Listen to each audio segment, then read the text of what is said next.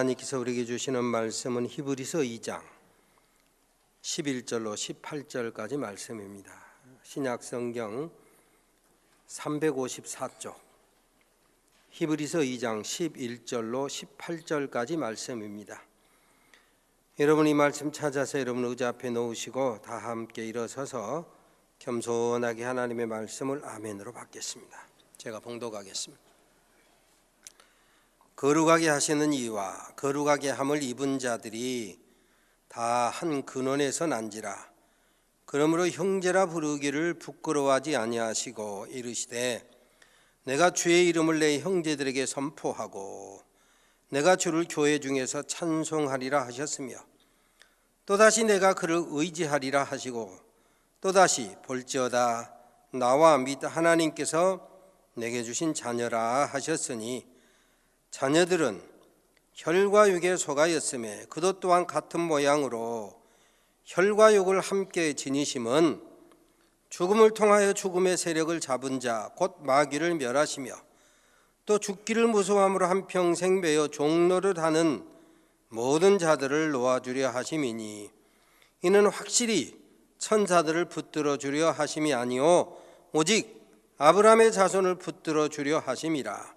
그러므로 그가 범사의 형제들과 같이 되심이 마땅하도다. 이는 하나님의 일에 자비하고 신실한 대제사장이 되어 백성의 죄를 속량하려 하심이라. 그가 시험을 받아 고난을 당하셨은즉 시험 받는 자들을 능히 도우실 수 있느니라. 아멘. 이 말씀 하나님의 말씀입니다. 앉으시기 바랍니다.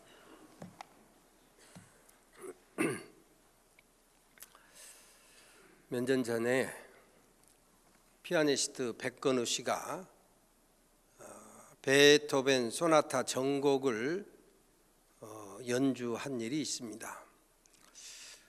음악을 모르니까 들을 줄도 모르고 또 소나타가 뭔 줄도 잘 모르니까 들을 계획도 의지도 없지만 전곡 연주하고 신문에 백건우 씨 그 전곡 연주에 대한 인터뷰가 전면에 실려서 자세히 읽어본 일이 있습니다.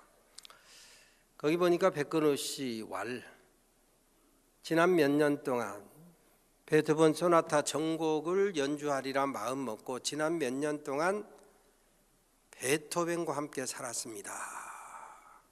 베토벤이 밥 먹으면서 무슨 생각을 하고 베토벤이 이 길을 걸으면서 어떤 생각을 하고 베토벤의 이 소나타 몇 번이 어디서 연주될 때 어떤 일이 일어났고 베토벤의 생각, 베토벤의 살았던 곳, 베토벤의 무덤 그리고 베토벤의 전기를 읽으면서 베토벤 속에서 살았습니다.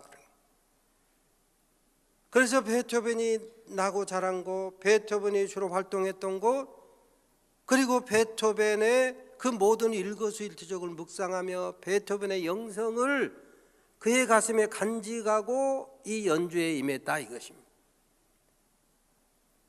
아니 음악가가 피아니스트가 오선지를 보고 음표대로만 연주하면 되지 왜 그렇게 베토벤 속에 살아야 됩니까?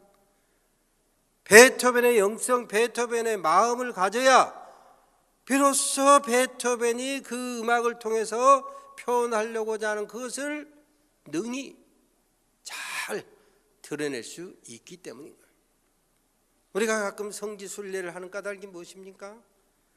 물론 성지 안 가도 그 현장에 안 가도 예를 들어서 엊그제 5.18 같으면 광주 5.18 거기 현장에 안 가도 생각할 수 있지만 가서 그곳에 가서 기념식을 하는 이유가 뭐냐 이거예요. 그 현장에 어떤 느낌을 충만히 받아서 그 영성을 뭔가 회복하려고 하는 그런 마음가짐 때문에 그런 것입니다. 작년에 종교개혁 500주년 기념을 해라. 루터가 1517년 비텐베르그 교회 문에 소위 95개조 항해문을 붙인 것을 기점으로 해서 500주년 그래서 작년에 친구 목사 9쌍이 루터, 깔뱅, 쯔빙글리 그리고 얀 후스 다는 아니지만 그분들의 삶의 발자취를 한번 더듬어 보자 해서 종교개혁지를 함께 이렇게 부부간에 돌았는데, 호텔 특성상 이렇게 함께 예배할 수 있는 자리가 없어요. 그러니 예배할 수 있는 유일한 함께 모일 수 있는 자리는 이제 버스, 여행 돌고 도는 그 버스 안에서 함께 모일 수 있는 데가 가장 그나마 무난해요.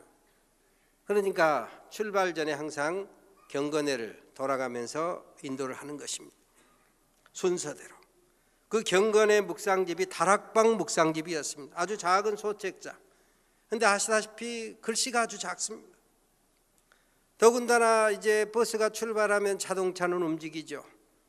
해가 중천했던 낮 같으면 위에서 해가 비치니까 다 가려주지만 아침이라 해가 옆에서 비추니 그 글씨 보는데 옆에서 해가 비치죠. 차는 움직이죠. 그러니 나이가 되어서 노안이 된 친구 목사들이 쩔쩔맵니다.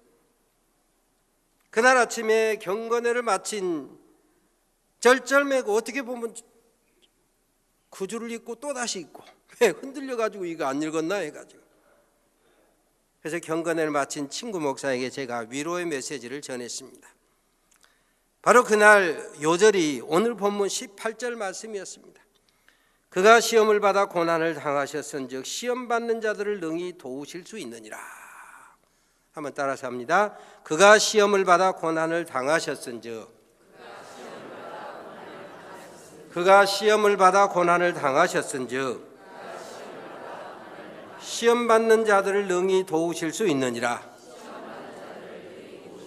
시험 받는 자들을 능히 도우실 수 있느니라. 아멘. 여기 이 개역 개정판은 그가 시험을 받아 고난을 당하셨은즉 시험 받는 자들을 능히 도우실 수 있느니라 이렇게 되어 있는데, 전에 쓰던 개역은 자기가 시험을 받아 고난을 당하셨은즉 시험 받는 자들을 능히 도우시느니라. 내가 볼 때는 약간의 차이가 있지만 예수님을 스스로 자기에게라고 했고, 도우실 수 있느니라 하면 꼭 예수의 능력이 있는 것처럼 그런 어떤 표현이 있는데, 도우시느니라 그 말은 의지를 가지고 도우신다라고 하는 그런 뉘앙스가 더 강하기 때문에 개정판이 내가 볼 때는 조금 더 우리 주님의 마음을 조금 더 훼손하는 그런 경향이 있습니다. 아무튼 그날 그 친구가 그냥 뻘뻘 땀을 흘리면서 경건회를 인도하면서 겨우 자리에 앉을 때 제가 그랬습니다. 주님께서는 33살에 십자가 고난당하시고 대속의 죽음, 저희 죄값 지시고 저희 대신 죽으셔서 장사되셨다가 사흘 만에 부활 승천하셨으니 주님은 노안도 없으셨고 주님은 백내장 수술도 안 받으셨으니 그냥 밝은 눈으로 보셨기 때문에 우리 친구 허 목사가 작은 글씨에 햇빛 때문에 글씨를 읽고 또 읽고 제대로 못 읽는 것도 안 도와주시고 글씨가 제대로 안 보여서 쩔쩔매도 모른 척 하시니 우리 친구 허 목사가 얼마나 민망하겠습니까? 주님, 우리 친구 허 목사의 노안을 불쌍히 여겨 주시옵소서. 이랬더니 우리 친구들이 깔깔깔 예배 마치고 한바탕 웃었습니다. 그런데 우리는 가끔 우리라고 할 것 없어요. 나 자신. 우리가 당하는 시험에 대해서, 내가 당하는 시험에 대해서 우리 주님 몰라주신다. 내가 당하고 있는 가장 큰 문제, 지금 주님의 도움이 간절히 필요한데 주님이 지금 안 도와주신다. 이렇게 생각할 때가 많습니다. 그러나 오늘 본문에 보니까 우리 주님도 시험을 당해 고난을 당하셨은즉 시험을 받는 자들을 능력이 있어서 도우시느니라 의지를 가지고, 우리 주님은 능히 그 능력을 가지고 기꺼이 의지를 가지고 우리가 시험 받을 때 함께 하신다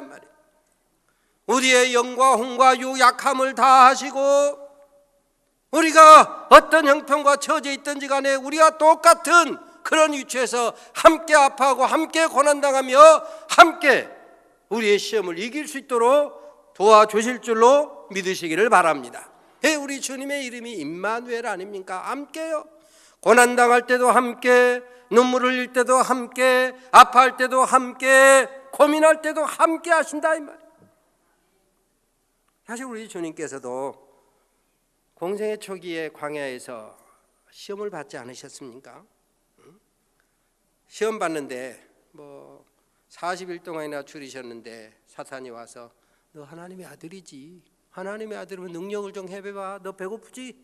이 돌이 좀 떡덩이가 되게 해서 좀 먹어봐.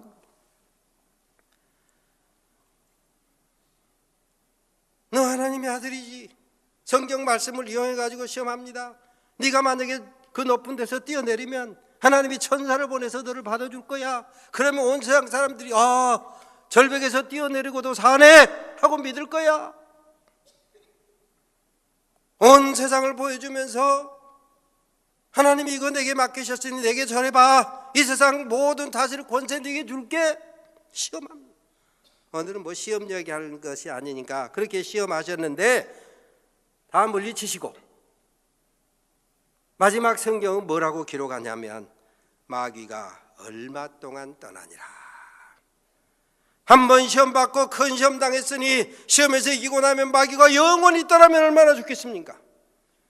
큰 시험 당했으니 이 다음에 다시는 마귀가 우리에게 쫓아오지 아니하면, 다가오지 아니하면, 미워가지 아니하면 얼마나 좋겠습니까? 그런데 얼마 동안, 그 말은 수시로 찾아와서 또 시험했다 이거예요.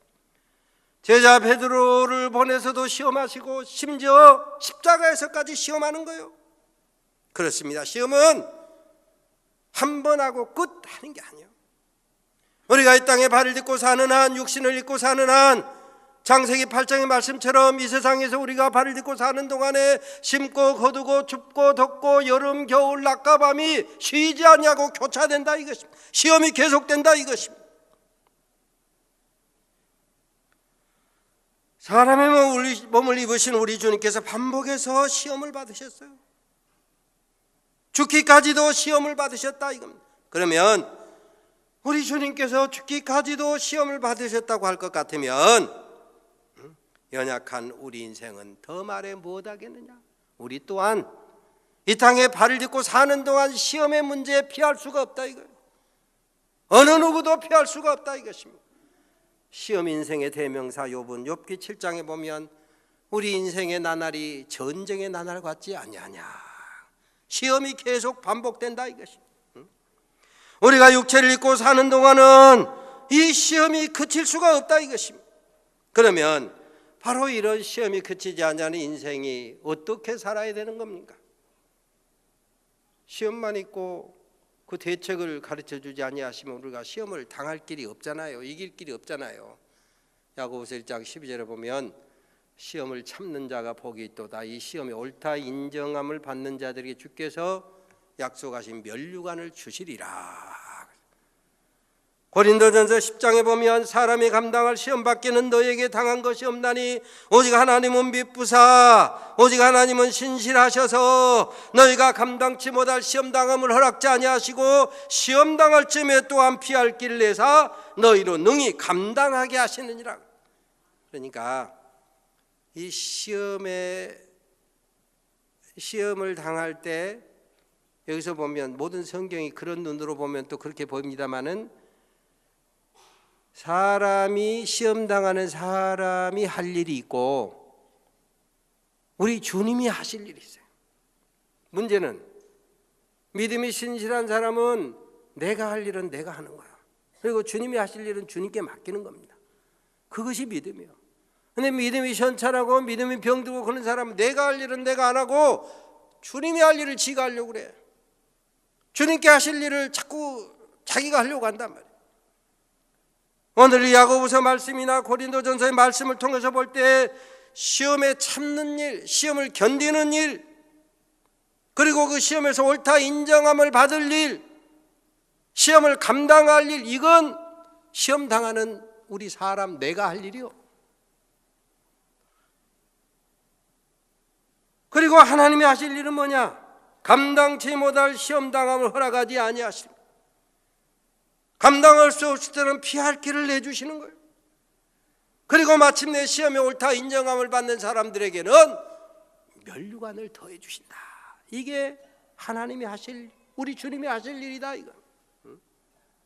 그러니 믿음이라고 하는 것은 또 다른 의미에서 보면 내가 할 일은 내가 하고 하나님이 하실 일은 하나님께 맡겨.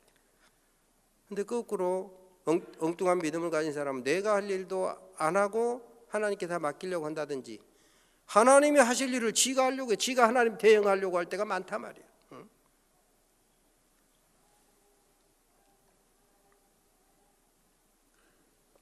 아무튼 이 시험 저 시험에도 내 시험이 제일 힘든 것 같고 이 병 저 병에도 내 병이 제일 아픈 것 같아요. 사람들을 보면. 그런데 분명한 것은 오늘 본문에 보니까 하나님께서는 감당치 못할 시험 당할 것을 허락하지 아니하시고 감당할 만한 시험만 허락하신다. 감당할 수 없을 때는 피할 길을 주신다.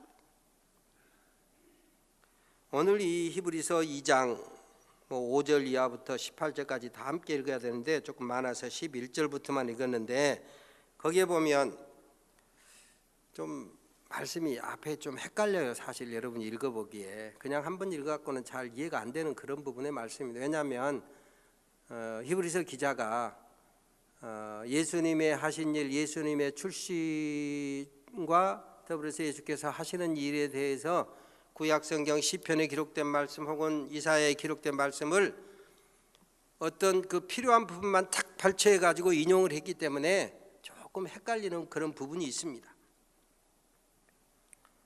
요점은 주님께서도 저와 여러분의 시험을 도우실 수 있도록 소위 육신을 입으셨다 이거예요.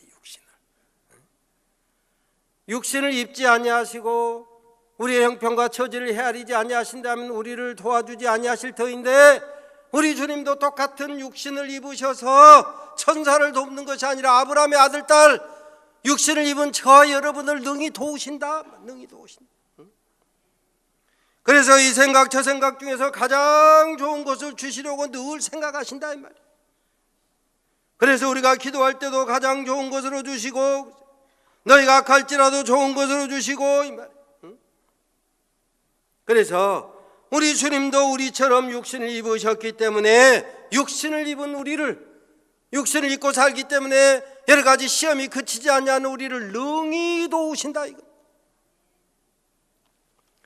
아까 우리 주님 시험 당할 그 광야에서 시험 당한 이야기를 했는데 그 시험 당한 그 과정을 보면 아주 중요한 표현이 나옵니다. 성령에게 이끌려 마귀에게 시험을 받으셨다.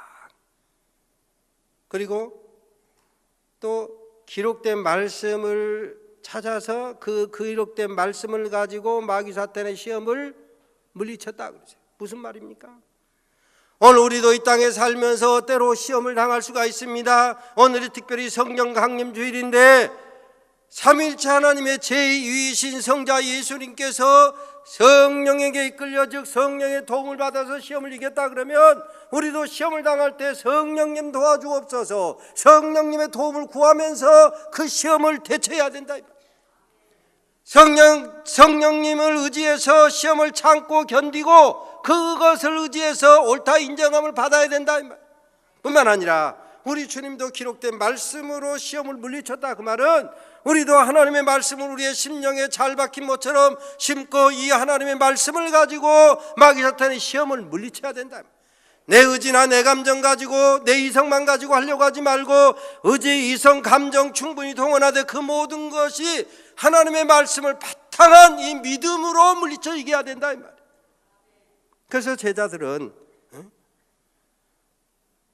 사도행전을 보면 그 사도들은 성령과 우리는 그래서 성령님의 도움을 받아서 성령님의 의지에서 성령님이 이끄시는 대로 성령과 함께함으로 말미암아 성령의 감동이 기록된 말씀의 반석에 굳게 섬으로 말미암아 그런 시험들을 이겼다. 우리 주님도 말씀하지 않았습니까? 누구든지 나의 이 말씀이라고 하는 반석 위에 믿음의 집을 세우면 비가 내리고 창수가 나고 바람이 불어 그 집에 부딪혀도 무너지지 아니하나니.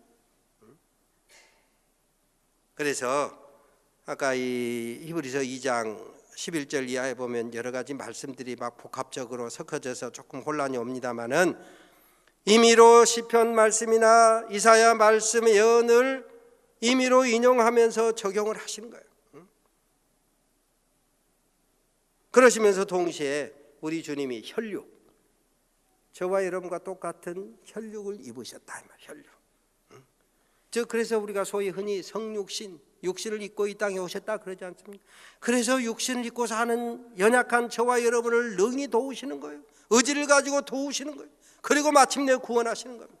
그 주님께서 우리에게 말씀하시기를 베드로전서 5장에 보면 너희 염려를 다 주께 맡겨버리라. 이는 저가 즉 주님께서 너희를 권고하심이니라. 권고라고 하는 말이 권한다라고 하는 뜻이지만 대신 짊어지신다 이 말, 대신 맡아주신다 이 말, 대신 해결해 주신다 이 말. 이처럼 권고하시는 우리 주님께서 말씀하시기를 수고하고 무거운 짐진 자들아 다 내게로 오라. 내가 너희를 쉬게 하리라. 나는 마음이 온유하고 겸손하니 나의 멍에를 메고 내게 배우라. 그리하면 너희 마음이 쉼을 얻으리니 이는 내 멍에는 쉽고 내 짐은 가벼움이라. 거기서도 마찬가지요. 주님이 하실 일이 있고 우리가 해야 될 일이 있어요. 수고하고 무거운 짐진 우리가 할 일은 주님께로 가는 거예요. 주님의 십자가를 향해 가는 거예요. 주의 몸된 교회를 향해 가는 거예요. 주님의 입으로 기록하신 말씀 앞에 무릎을 꿇고 가는 거예요. 주님 앞에 가는 거예요. 수고하고 무거운 짐진 자들아 다 내게로 오라. 그러면 주님이 하실 일이 뭐예요? 내가 너희를 쉬게 하리라. 나는 마음이 온유하고 겸손하니 나의 멍에를 메고 내게 배우라. 주님의 멍에를 메고 우리가 주님께 배워야 돼. 주의 말씀을 배우고 주의 성령의 감동을 배우고 이게 우리가 할 일이에요. 그게 믿음이에요. 그러면 주님께서 하시는 일은 뭡니까? 그리하면 너희 마음이 쉼을 얻으리니. 그렇습니다. 그때 비로소 주님께서 저와 여러분에게 쉼을 주실 줄로 믿으시기를 바랍니다. 오늘 본문 히브리서 2장 앞부분이 조금 복잡한 듯 보이지만 말씀드린 것처럼 요점은 주님은 하나님의 아들이시라도 육신을 입으시고 죽음의 고난을 감당하셨다. 그리고 마침내 영광과 존귀의 관을 쓰셨다. 히브리서 5장에 보니까 아들이시라도 고난으로 순종함을 배워서 온전케 되셨다면 우리도 마땅히 시험을 감당하여 순종함으로 온전하게 될 수 있다는 것을 말씀하는 거예요. 우리 주님도 십자가 대속이라고 하는 고난을 감당하심으로 영광과 존귀의 관을 쓰셨다라고 할 것 같으면 우리도 고난 중에 온전케 되는, 어떻게 보면 고난은, 여러 가지 시험은 우리를 온전케 하는 도구요 방법이다. 그래서 시인이 고난당한 것이 내게 유익이라. 고난을 통해서 주의 율례를 내가 배우게 되었습니다. 욥은 고백하기를 내가 이 고난을 통해서 정금 순금같이 나오리라. 그러므로 우리도 세상을 이기신 주님을 바라보고 주님을 깊이 생각하고 주님의 도움을 구하면서 믿음으로 나아갈 때 우리도 승리하게 될 줄로 믿으시기를 바랍니다. 마태복음 26장 41절에 주님 말씀하시기를 겟세마네 동산에서 제자들과 함께 기도하러 올라가셔서 시험에 들지 않게 깨어있어 기도하라. 마음은 원이로되 육신이 약하도다. 주님께서 하신 말씀의 요점은 마음은 원이로되 육신이 약하니 깨어서 기도하라가 요점이에요. 그러니까 우리가 할 일은 깨어서 기도해야 될 일이요. 일마다 때마다 문제가 있을 때마다 시험을 당할 때마다 성령님의 도움을 받아서 깨어서 기도해야 될 일, 우리가 할 일인데, 이게 우리가 할 일, 사람이 할 일, 믿는 자가 할 일인데 엉뚱하게 마음은 원이로되 육신이 약하도다. 주님께서 우리에게 위로하시는 말씀 가지고 기도하지 않고 봉사하지 않고 참지 않고 하면서 하는 말이 마음이 육신이 약해서 주님이 할 말을 지가 하고 있어. 지가. 이게 문제란 말이에요. 그건 믿음 아니에요. 주님이 하실 말씀을, 주님이 위로할 말씀을 지가 하면서 스스로 위로, 그건 안 된단 말이에요. 그러니까 우리가 할 일은 육신이 약하기 때문에 깨어서 기도해야 될, 그게 우리가 할 일, 그게 믿음이요. 그때 주님께서 도와주시고, 네가 최선을 다해 살라고 한다마는 네 육신이 약해서 감당하지 못하고 있구나 하고 위로하신다면, 혈육에 속한 인생, 연약한 인생, 배고프고 병들고 아프고 슬픔 많은 인생, 마침내 때가 되면 요한계시록의 21장에 보면 그 모든 눈에서 눈물을 씻기심에, 그렇습니다. 주님께서 마침내 때가 되면 우리의 모든 눈물도 씻겨주실 때가 있는 줄로 믿으시기를 바랍니다. 우리 주님도 혈육에 속하셨기 있기 때문에 비록 33년 이 땅 인생 불구 33년밖에 살지 않으셨지만 우리 육신의 인생 모든 문제를 능히 감당하셔. 영과 혼과 육의 모든 약함을 다 하시고 감당하시는 거예요. 감정과 본능에 속한 희로애락은 물론 의지나 힘으로 처리 못할 죽음까지도 도우시는 거예요. 그래서 오늘 본문에 나온 것처럼 죽음이 두려워 종노릇 하기 십상인 인생들을 부활 승리하심으로 말미암아 능히 도우신다, 자유하게 하셨다. 인류 역사상 어느 누구도 극복하지 못한 죽음의 문제까지도 우리 주님께서 십자가에서 멸하셨다 그랬어요. 멸하셨다. 그래서 부활하신 우리 주님을 만난 사도 바울은 맨 나중에 멸망받을 원수는 사망이니라. 마지막에 우리가 마침내 사망 권세까지 이긴다. 죽음에 매여 종노릇하기 십상인 인생이 부활신앙 갖게 되면 죽음조차 두려워하지 않냐고 담대하게 살 수 있다 이거예요. 우리 주님께서 신령한 몸으로 부활하신 것처럼 우리도 순식간에 변화될 것을 믿으면 죽음 좋아할 수는 없지만 죽음 그렇게 두려워하지 아니하고 죽음에 매여 종노릇하지 아니하게 된다. 그때 사도 바울처럼 사망아 너의 쏘는 것이 어디 있느냐, 사망아 너의 이기는 것이 어디 있느냐 하고 담대하게 선포할 수 있다 이것입니다. 우리 주 예수 그리스도로 말미암아 우리에게 이김을 주시는 하나님께 감사리로다 하고 간증하고 선언할 수 있더라 이것입니다.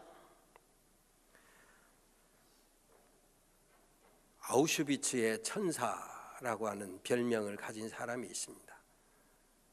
막시밀리안 콜베라고 하는 신부, 그분에 대해서 써진 책을 읽어보면 그가 수용되어 있던 폴란드 사람들이 많이 함께 수용되어 있었는데, 이 사람 폴란드 신부인데 유대인과 함께 폴란드 사람 중에서 유대인의 협조 내지 도와주는 사람들이 다 함께 수용돼 가지고 함께 많이 죽어갔어요. 그런데 그가 수용돼 있던 그 수용 소위 방에서 탈주자가 나와 도망간 사람이.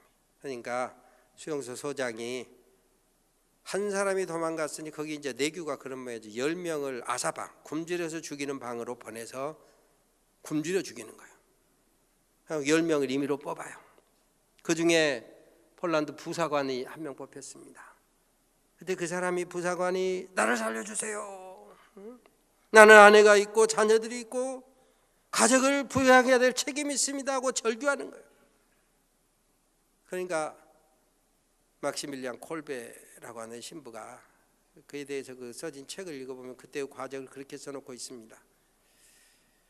이때는 소장이 마음대로 누구를 보내고 어쩌고 소위 재판관이 아니라 막시밀리안 콜베가 재판관같이 그가 원하는 대로 모든 것이 집행되었다 그랬어요.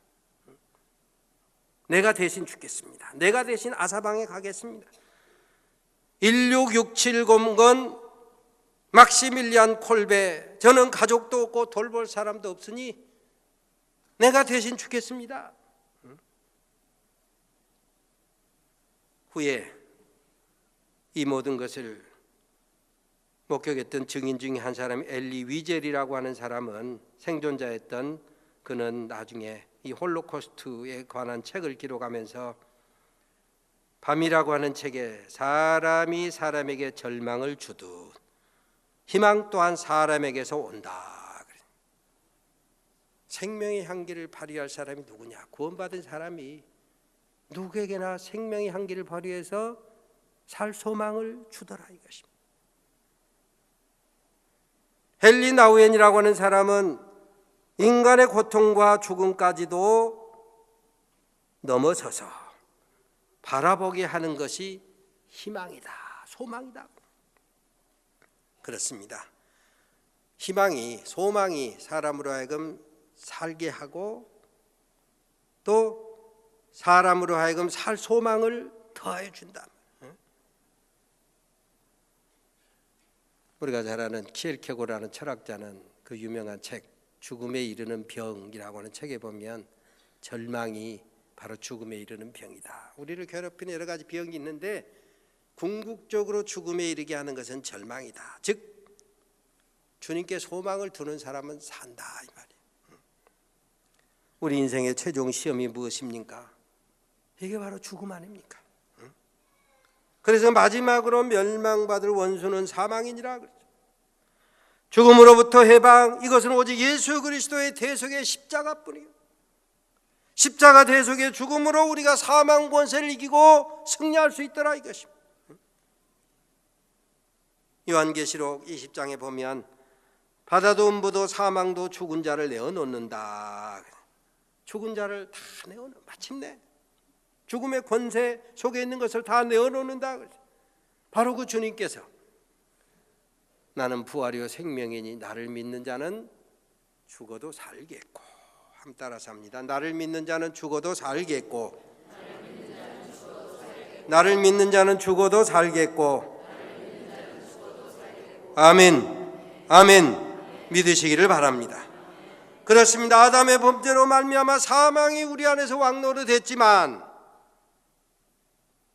예수 그리스도의 십자가 대속의 은혜로 구원받은 사람은 은혜가 우리 안에서 왕노릇하다. 그 말은 다른 말로 하면 은혜가 우리를 주장하고 살아가게 한다. 그래서 로마서 7장에 보면 사도 바울이 오라 나는 공고한 사람이다. 사망에 매여 종로도 죄에 끌려가는 연약한 인생이기 때문에 뭐 병만 하나 있어도 문제만 하나 있어도 그것에 끌려가면서 끙끙 앓잖아요. 그래서 오라 나는 공고한 사람이다. 이 사망의 몸에서 누가 나를 건져내랴. 우리 주 예수 그리스도로 말미암아 하나님께 감사하리로다. 그렇습니다. 공고한 인생 비참한 인생, 죽음으로 말미암아 죽음을 두려워하여 사망에 매여 종로하는 인생, 구원받을 길은, 소망으로 살 길은 오직 우리 주 예수 그리스도로 말미암아서 그 모든 것들을 이기게 될 줄로 믿으시기를 바랍니다. 엊그제가 5.18 광주 민주항쟁의 기념일이었고 그 전 사건이 12.12 아닙니까? 12.12 사태 때 소위 모든 대세가 전두환 쪽으로 다 기운 것을 알았어요. 알았음에도 불구하고 수도경비 사령관이었던 장태환이라고 하는 사람이 대세가 기운 것을 알고도 우리 편 드시오 그러면 한 자리 줄게 해도 거부했습니다. 나중에 그의 인터뷰를 보니까 죽음을 결심하고 나니까 편안해집디다. 죽기를 각오하면 죽이고 옷 벗고 강등되고 하는 것들이 결코 그를 두렵게 하지 아니하더라 이것입니다.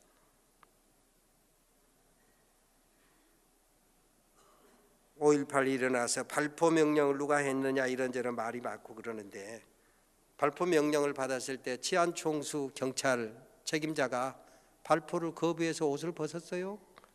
고문도 당했어요. 직위 해제됐어요. 사단장 역시 마찬가지입니다. 발포를 거부해가지고 옷 벗고 감옥살이하고 고생하고 고문당했습니다. 그런데 바로 죽음을 각오하며 옳다고 하는 일에, 생명이 있다고 하는 일에, 생명 살리는 일에 죽음을 각오하면 이 두려울 것이 사라지게 되는 거예요. 아까 종교개혁제를 선방하는 가운데 슈터트른하임이라고 하는 독일의 밀밭사이, 마틴 루터가 밀밭사이를 지나가다가 벼락에 내려가지고 동행이 죽을 때 성한나여 나를 도와주소서 살려주소서 그리하시면 수도자가 되겠나이다 해가지고 거기에 돌비를 하나 세워놨어요. 훗날 제가 이제 돌아보면서 느끼는 거예요. 보름수 국회에서 종교 재판을 받아서 이제는 화형에 처해지든지 주리를 틀든지 죽을 수밖에 없는 상황인데 네 모든 주장 취소해. 네가 잘못했다고 해. 그럼 살려줄게. 그럼에도 불구하고 보름수 국회에서 루터가 고백하기를 이 하나님의 말씀 반석 위에 굳게 서서 내 주장을 성경에 합당하게 폈는데 이 주장을 해치려고 하는, 이 주장을 무너뜨리려고 하는 마귀 권세가 저 보름수 국회의 기와장처럼 많다고 할지라도 나는 주님 편에 서겠습니다. 오 주여 나를 도우소서. 내가 여기 있나이다. 이렇게 루터가 고백할 수 있었던 배경에는 내가 슈터트른하임에서 벼락 맞아 죽을 수도 있었는데 지금까지 나를 살게 하시고 수도사가 되게 하고 신부가 되게 하신 까닭이 뭐냐? 이때를 위함이 아니냐? 남은 생명 주를 위해 살으라고, 정의 편에 살으라고, 하나님 말씀 편에 살으라고 내게 소명 주신 거 아니냐? 이렇게 깨달았기 때문에 나를 도우소서 내가 여기 있나이다.